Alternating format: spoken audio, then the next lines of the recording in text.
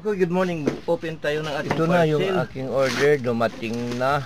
Buksan Kakarating lang, buksan natin. natin. Tingnan natin kung ano yung kanyang laman, kung tama ba sa aking in-order.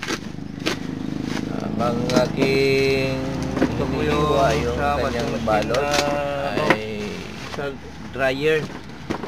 Dryer ng washing na ayan. yung kanyang Diba? sa Sakto na. dryer, sa wash. Dalawang piraso. Ito ay Bibilangin tinted natin na kung tama ba yung No. tinted na order ko or 10 dalawa. ngipin. Spline type na gear case. Yan, binibilang ko yan kung ilan yung kanyang kung tama ba yung aking order. Malapad At yung tinignan kanya ko pa puli. isa. So papalitan lang natin, isop Okay, natin. so maraming salamat. Hanggang So, dito na okay lang. naman. Bye-bye.